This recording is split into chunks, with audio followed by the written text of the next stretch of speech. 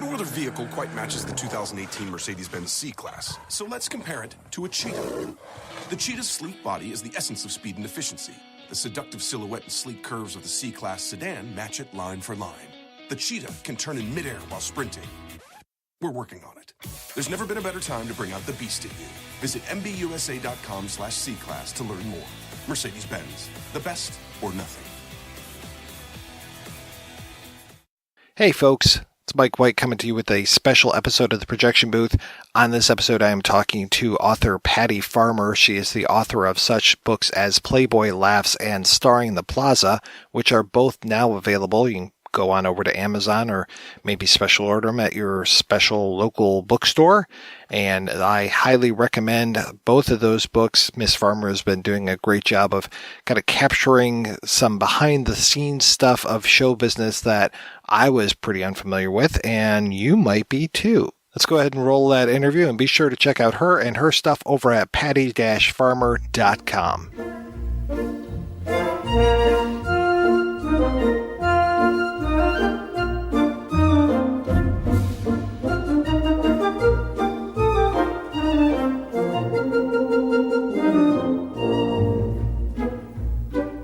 I'm very curious about your background and how you decided to become a writer. I think everything happens for a reason. Right about the mid-century, 2005, 2006, everything was going great, and I had more business than I could handle. You know, I come from a business background. My partners and I, we were doing deals left and right, and just fat and happy. And then 2007 and 2008 hit, and the brakes all of a sudden were put on. Nobody was doing anything. The world was falling apart. The economy was going to heck. And I am not used to being bored and not used to having something to do. So the Plaza has always fascinated me, and I found out there used to be a nightclub there called the Persian Room. And I thought it was, just fascinating. It had opened in 1934. It had been there till 1975. And I really didn't know anything about it. And a lot of the other people there didn't know anything about it. So I went to the management and asked if I could just look through the archives. Again, just kind of something to do, a project. And the management said, we have no archives. And that just blew me away. I said, you're kidding me. The Plaza Hotel in New York City just celebrated its 100th anniversary. All these amazing movies were made here. You had nightclubs that were mentioned in Sabrina and many other movies, and you have no archives here. For goodness sakes, the Beatles stayed here when they came to America for the first time to do the Ed Sullivan Show. And they said everybody that had owned it took a piece when they left. Conrad Hilton owned it, and he and Zsa Zsa Gabor, traded away whatever memorabilia they wanted. Donald Trump and his wife Ivana owned it at one point, and they took everything else. So I started to piece together the history. That's kind of easy to do. You put a research team together, and you get all the dates and historical points. But I thought it would be much more accurate to go to the people that were in this particular nightclub and find out what it was really like from their perspective. And so I did, and I think I was just naive enough to think that I could reach out to people like Jack Jones and Diane Carroll and Leslie Gore and have them say, oh, absolutely, come over for tea and let's talk. But I did. I reached out. I contacted agents, and the people that I couldn't find agents for, I sent them letters, handwritten, old-fashioned letters.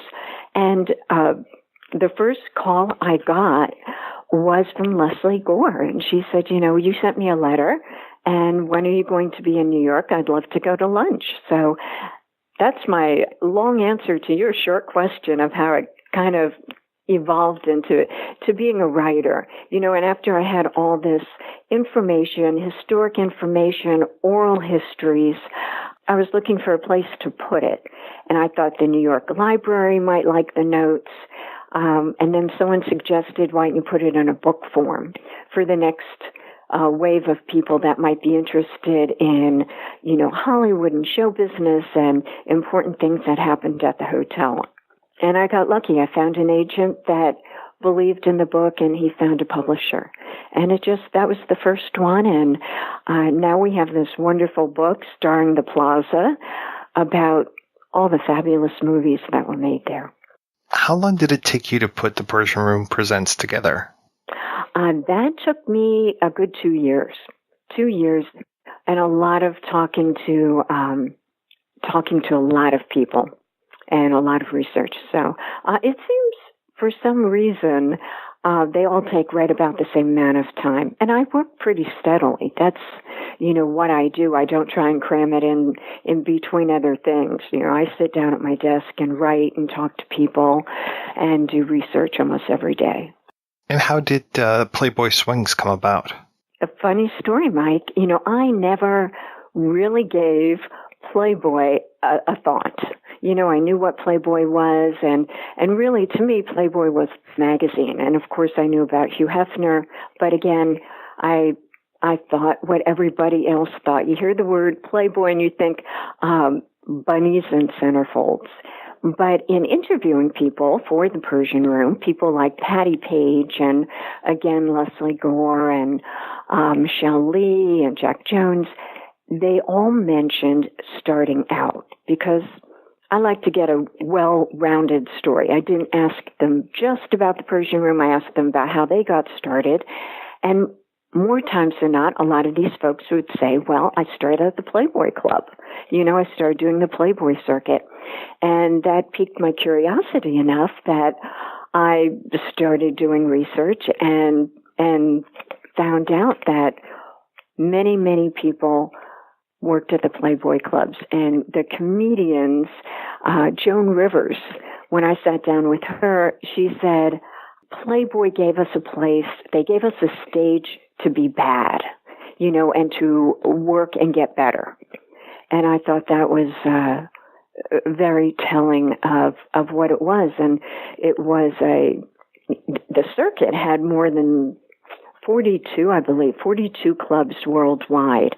And if you were good enough to get on the circuit, which actually had to be bad enough not to be on the circuit, you worked all the time and you got your timing down, you got your rhythm down, whether you were a comedian or a singer, you made yourself good. You made yourself better and ready for that next opportunity, that next step up.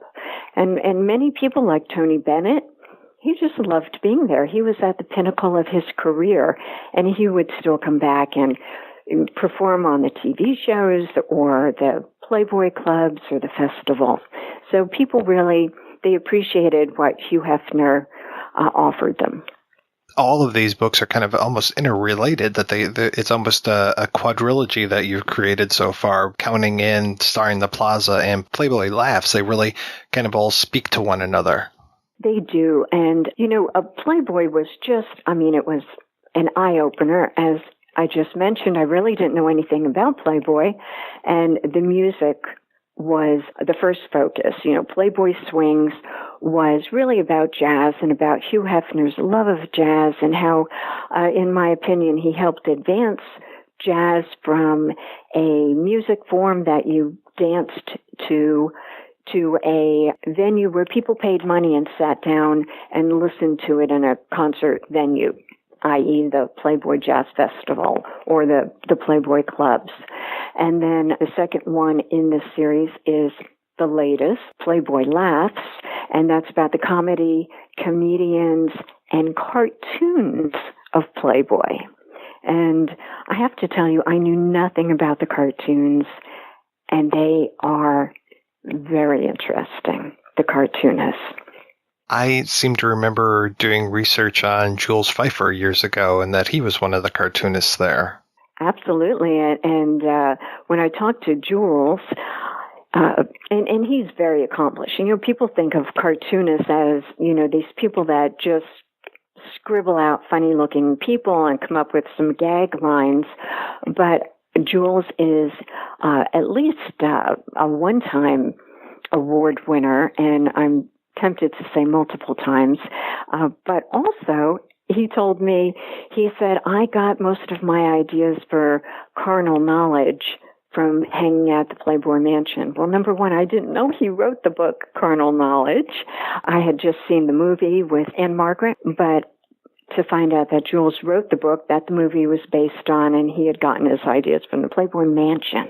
I actually stayed at the house, and I'm trying to remember the guy's name, stayed at the studio of one of the cartoonists who worked for Playboy, and I wish I could remember his name. I think it was Mort. And it was amazing because he had all of these bound volumes of Playboys from just so many years, but they would give those to their artists because he had all of his cartoons were in there. It was fantastic. Was it Mort Gerberg? Yes, it was. Yeah. And he's profiled in the book. Very interesting character, and they all have great stories about working with Hef, because Hef was very hands-on with the magazine. You know, he had photographers that took the photographs, but he would review all of them and critique all of them, and then the same thing with the cartoons. And I had the opportunity to talk to family members that took care of the archives for Vargas, who drew for Playboy, and they gave me some copies of illustrations that he had drawn that did appear in the magazines, but with Hef's handwritten critiquing on the rough copies. And he was very, very much hands-on. You know, the eyes are too close. You know, the eyes should be, quarter millimeter further apart or what have you. So, it was very interesting, and very interesting to me because I really didn't know much about it. And just to talk to these talented guys, Al Jaffe, Mad Magazine, he created the fold-in. And I still visit with all these people because they're so interesting. And he, at 96, is still working for Mad Magazine. And not because he needs the money, just because he loves to do it, and they are more than happy to have him there. Well, tell me about starring the Plaza. How did that one come about for you? That, again, was curiosity.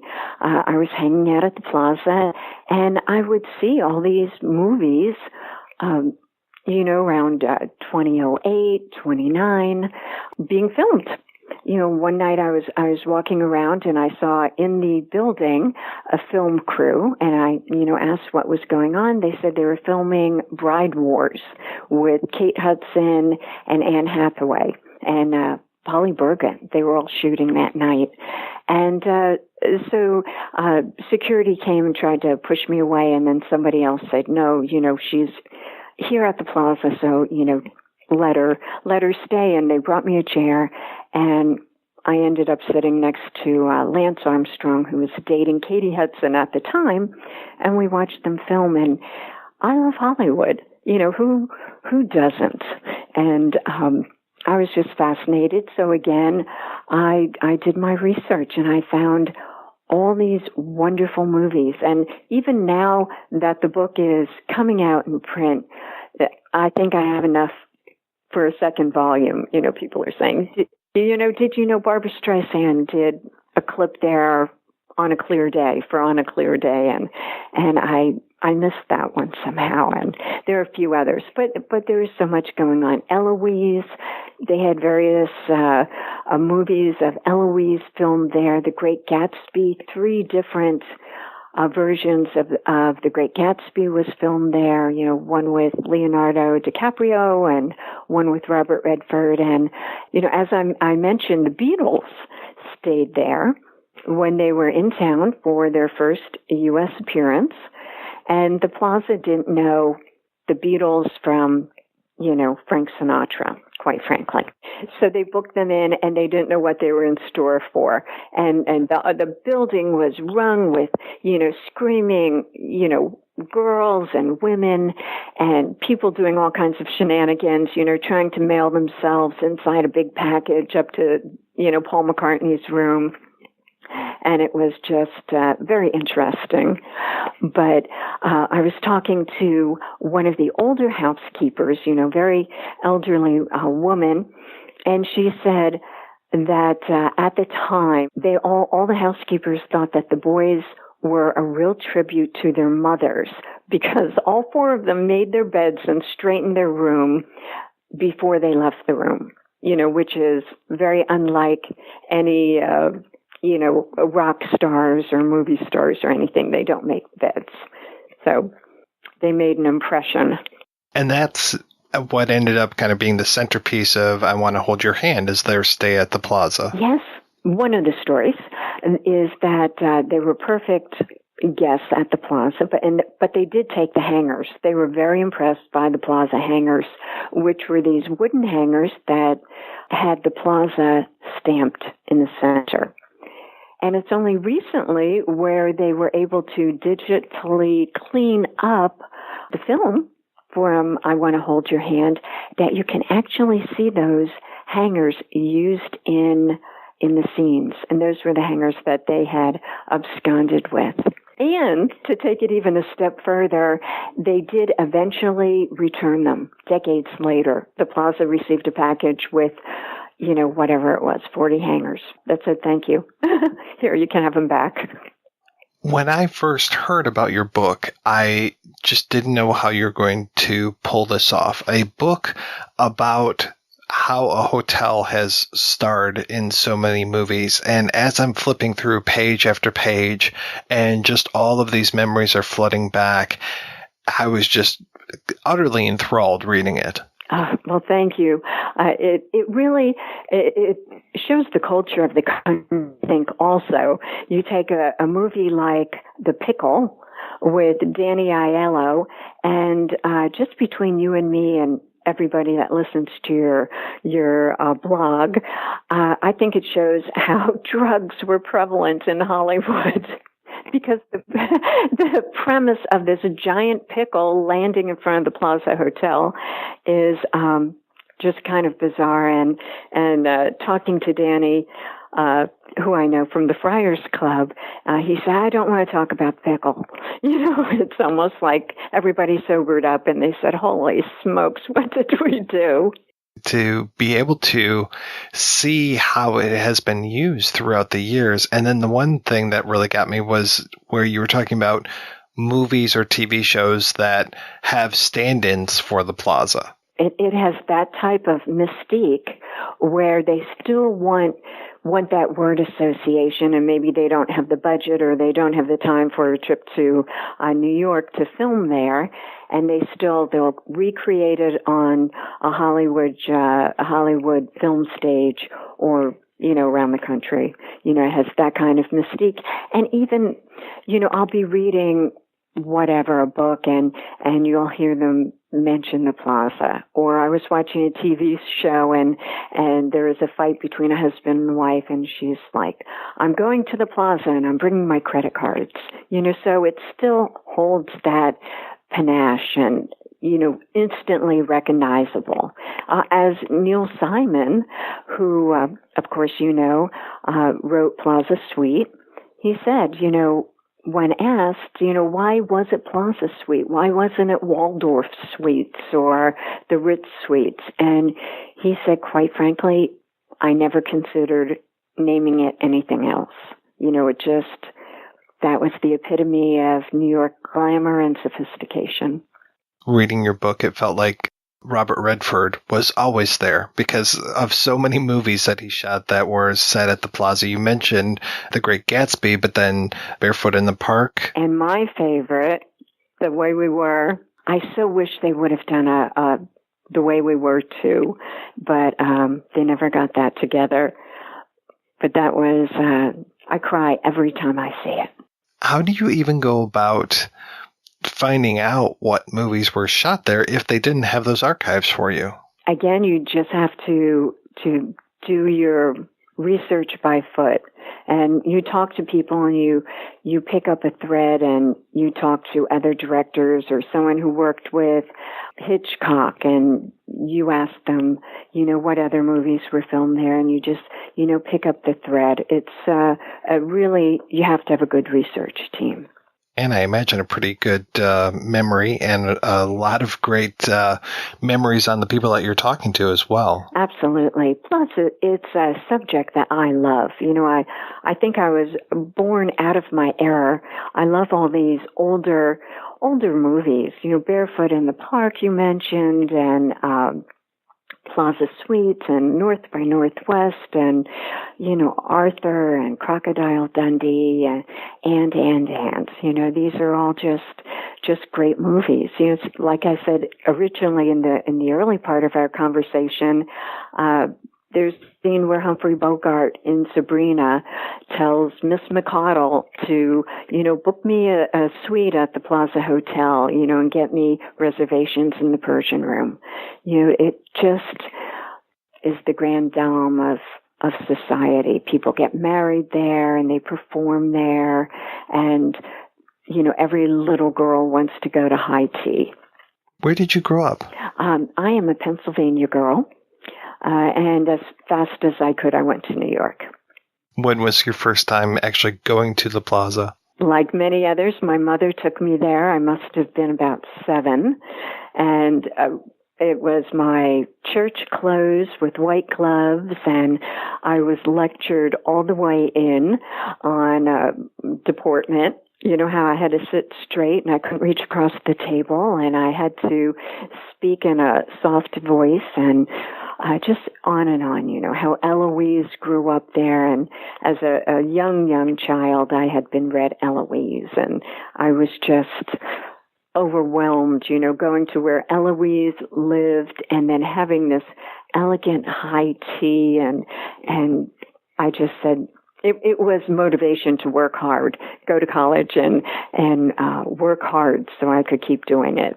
What were some of your biggest surprises as you were putting this book together? Were there any movies where you had forgotten or you just had no idea that they shot it there? I was just reminded, Crocodile Dundee, doing the research. I'd say, oh my gosh, you're right, Crocodile Dundee, and they filmed so much of it there. Or some of the gangster movies. I really was surprised by that. The Kings of New York, I think, was the name of one of the movies with Lawrence Fishburne and a bunch of other bad guys. And, even to gangsters, staying at the Plaza was, what they wanted to do when they made all their illicit money. It was, they dreamed of staying at the Plaza, and I just thought that was funny, that you had these gangsters there. And then you had old movies or old set movies, the Cotton Club, and, just on and on. Everything was a surprise and a delight. When they're shooting something now and putting it at the Plaza, do they have to dress it a lot to make it look older, or does it still maintain that older charm? It is very unusual. That's a great question. And I hadn't really thought of it until you said it, but it's updated. It went through a total renovation, I think right around, 2002 to 5 maybe. And they uncovered some real gems. They broke through the ceiling in the Palm Court and found this beautiful stained glass dome that had been covered. And doing research, I found out that Conrad Hilton, when he and his wife owned a hotel, air conditioning had just come in, and he wanted the latest thing for his guests, so he dropped the ceiling, covering this beautiful stained glass dome to put the air conditioners. Well, they broke through, and now you have this original dome that was built in, 1907. And so that was beautiful. And the rest of the hotel, it's just been cleaned up, but it's timeless elegance, I think. It's nothing that is out of date, yet the same mosaic floors that have been there for 100 years. little gems like that, the stained glass dome, and then this mosaic floor that I just mentioned. Somebody had covered all the floors with wall-to-wall carpeting, which again at one point was, the hottest thing. And when they were filming Home Alone 2, there was a scene that Macaulay Culkin was supposed to go running and slide across the foyer.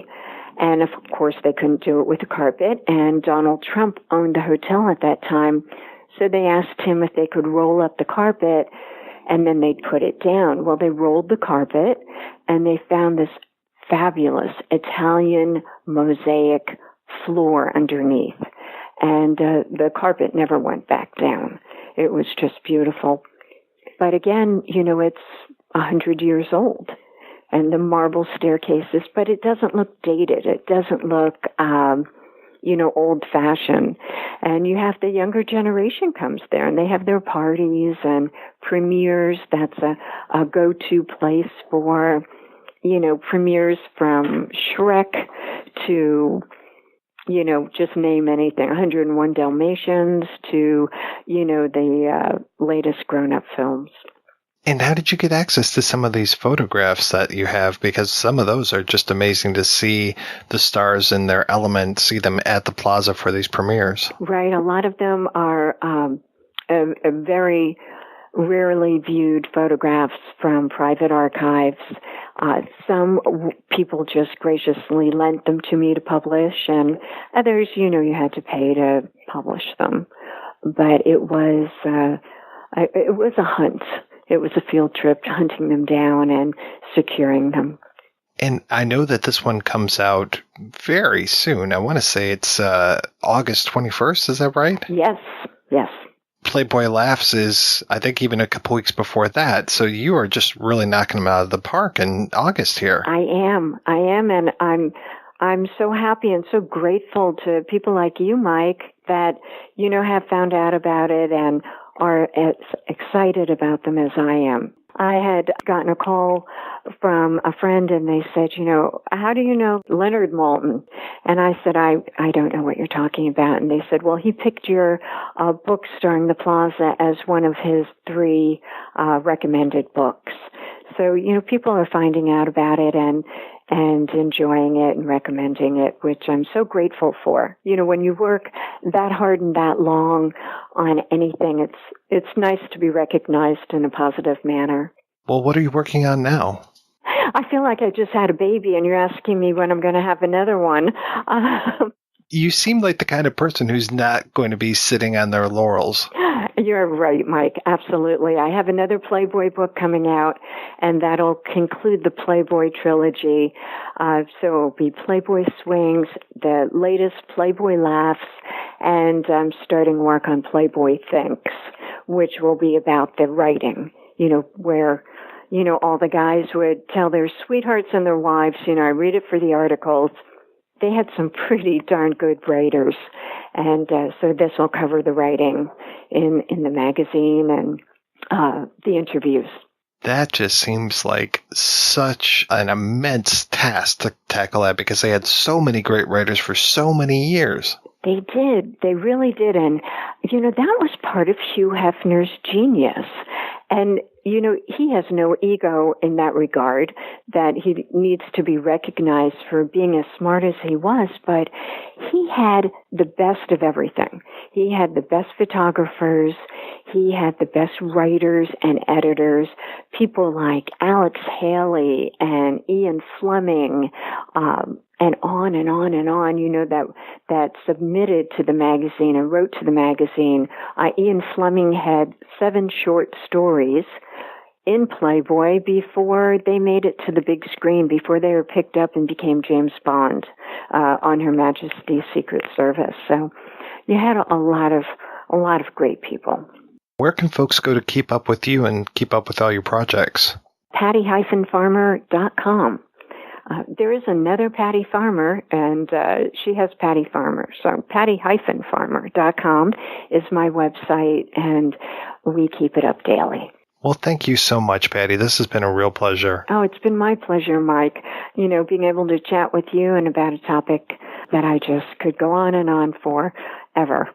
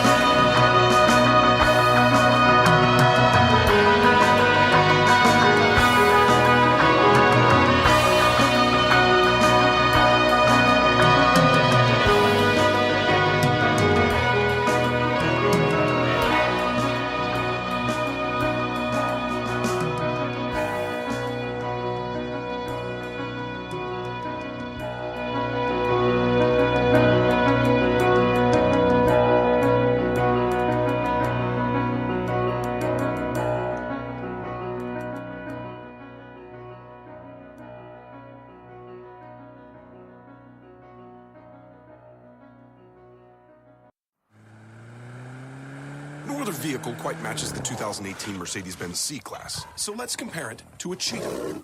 The Cheetah's sleek body is the essence of speed and efficiency. The seductive silhouette and sleek curves of the C-Class sedan match it line for line. The Cheetah can turn in midair while sprinting. We're working on it. There's never been a better time to bring out the beast in you. Visit MBUSA.com/C-Class to learn more. Mercedes-Benz, the best or nothing. No other vehicle quite matches the newly redesigned Mercedes-Benz GLA, so let's compare it to a figure skater. A skater is graceful, but surprisingly strong. The GLA is sleek yet muscular, with sporty front and rear bumpers and a striking grille. Skaters have judges to rate their performance. We think you'll give the GLA a high score once you get behind the wheel. There's never been a better time to experience the 2018 Mercedes-Benz GLA. Visit MBUSA.com/GLA to learn more. Mercedes-Benz, the best or nothing. No other vehicle quite matches the 2018 Mercedes-Benz C-Class, so let's compare it to a Cheetah. The Cheetah's sleek body is the essence of speed and efficiency. The seductive silhouette and sleek curves of the C-Class sedan match it line for line. The Cheetah can turn in midair while sprinting. We're working on it. There's never been a better time to bring out the beast in you. Visit MBUSA.com/C-Class to learn more. Mercedes-Benz, the best or nothing. No other vehicle quite matches the newly redesigned Mercedes-Benz GLA, so let's compare it to a figure skater. A skater is graceful, but surprisingly strong. The GLA is sleek yet muscular, with sporty front and rear bumpers and a striking grille. Skaters have judges to rate their performance. We think you'll give the GLA a high score once you get behind the wheel. There's never been a better time to experience the 2018 Mercedes-Benz GLA. Visit MBUSA.com/GLA to learn more. Mercedes-Benz, the best or nothing.